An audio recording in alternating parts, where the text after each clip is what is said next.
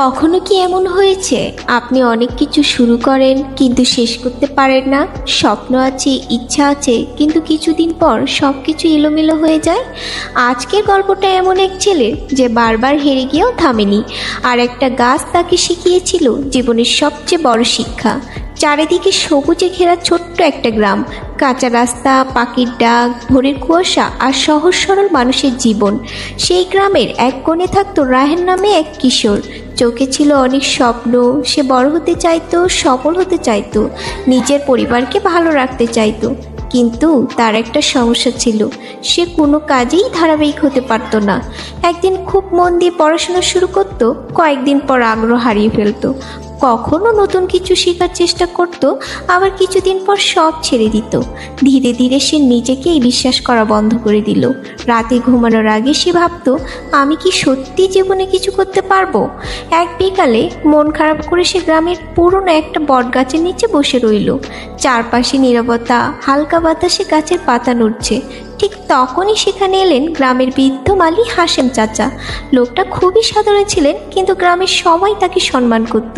কিন্তু রায়হানের মুখের দিকে তাকিয়ে বুঝলেন ছেলেটার ভিতরে ঝড় চলছে। তিনি মৃদু হেসে বললেন, কে রে রায়হান, এত চুপচাপ কেন? রায়হান কিছুক্ষণ চুপ থেকে বলল, চাচা, আমি কিছুই ঠিকমতো করতে পারি না। সব শুরু করি কিন্তু শেষ করতে পারি না। মনে হয় আমি ব্যর্থ হয়ে যাব। হাশেম চাচা কিছুক্ষণ মাটির দিকে তাকিয়ে রইলেন, তারপর ধীরে বললেন, চল তোকে একটা গাছের গল্প বলি। রায়হান মনোযোগ দিয়ে শুনতে লাগলো। হাশেম চাচা তো বলতে শুরু করলেন, অনেক বছর আগে আমি একটা ছোট্ট আম গাছ লাগিয়েছিলাম। জায়গাটা খুব খারাপ ছিল, মাটি শক্ত ছিল, পানি কম ছিল, চারপাশে আগাছা। গ্রামের লোকেরা আমাকে বলেছিল, এই গাছ বাঁচবে না, সময় নষ্ট করো না। কিন্তু আমি গাছটা কাটিনি। আমি প্রতিদিন একটু একটু করে যত্ন নিতে শুরু করলাম। মাটি নরম করলাম, পানি দিলাম, আগাছা পরিষ্কার করলাম। প্রথমে কোনো পরিবর্তন দেখা যাচ্ছিল না, মনে হতো সব পরিশ্রম বৃথা যাচ্ছে। তারপর একদিন ভয়ঙ্কর ঝড় এলো, গাছটার অনেক ডাল ভেঙে গেল। সবাই বললো এবার শেষ, কিন্তু আমি আবার যত্ন নিলাম। ভাঙ্গা ডাল কেটে দিলাম, আবার পানি দিলাম, আবার অপেক্ষা করলাম। বছরের পর বছর কেটে গেল। একদিন দেখলাম সেই ছোট্ট গাছটা বড় হয়ে গেছে। এখন সেটা ফল দেয়, ছায়া দেয়, মানুষ তার নিচে বসে শান্তি পায়। কিন্তু কেউ জানে না এই গাছটার পেছনে কত ধৈর্য আর সময় লেগেছে। রায়হান চুপচাপ গল্পটা শুনছিল।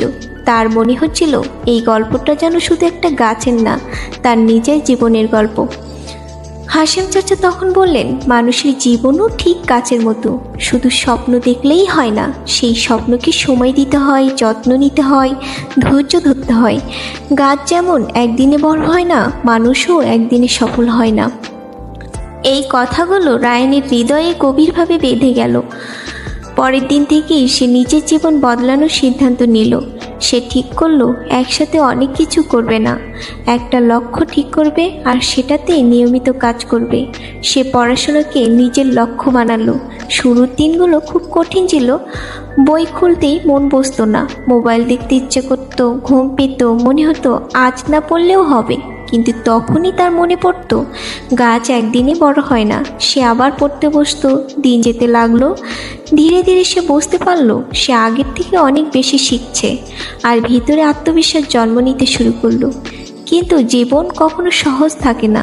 মাঝে মধ্যে সে ব্যর্থ হতো, পরীক্ষায় খারাপ ফল করত, বন্ধুদের এগিয়ে যেতে দেখতো, তখন তার খুব খারাপ লাগতো, মনে হতো সব ছেড়ে দিই। কিন্তু ঠিক তখনই তার মনে পড়তো ঝড়ে ডাল ভাঙলেও গাছটা বেঁচে থাকে, কিন্তু তার যত্ন নেওয়া দরকার। সে আবার উঠে দাঁড়াতো।